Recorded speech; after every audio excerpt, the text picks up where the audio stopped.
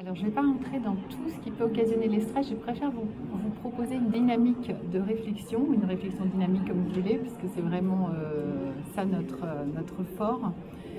Les sociétés ont l'illusion, j'ai envie de dire, que si on donne une tâche à accomplir et qu'il y a une, voire des procédures, voire plusieurs procédures, si les procédures qui existent ne suffisent pas, eh bien, en les appliquant, ça va marcher et on pourra même aller de plus en plus vite. On pourra même peut-être nous remplacer par des robots. C'est top génial.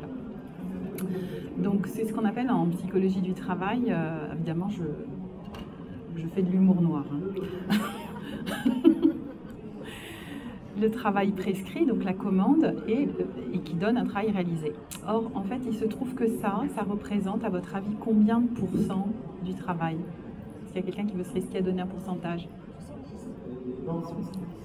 C'est entre 20 et 40%. Donc, ça veut dire concrètement que quand vous allez le matin au travail, que vous faites votre liste d'actions pour la journée en disant je vais faire ci, je vais faire ça aujourd'hui, vous faites, je sais pas, 10 actions, 20 actions, à la fin de la journée, combien de fois ça vous arrive de dire j'ai rien fait aujourd'hui? Ben, ça veut dire que ça vous arrive entre 3 et 4 jours par semaine.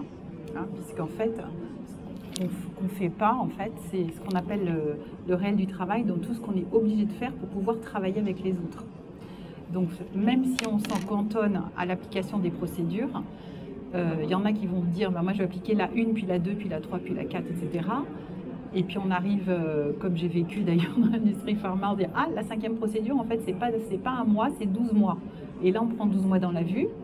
Donc la solution, c'est peut-être d'aller tout de suite à la procédure 5 ou de voir s'il y a des procédures bloquantes pour voir si par hasard il n'y a pas des délais qu'on peut masquer, comme on dit, un travail en masqué, hein, pour anticiper ces fameux 12 mois qu'on va prendre à la 4e étape. Donc ce qu'on appelle le réel du travail, en fait, c'est ce qui relève de tout ce qui justement ne peut pas se prévoir.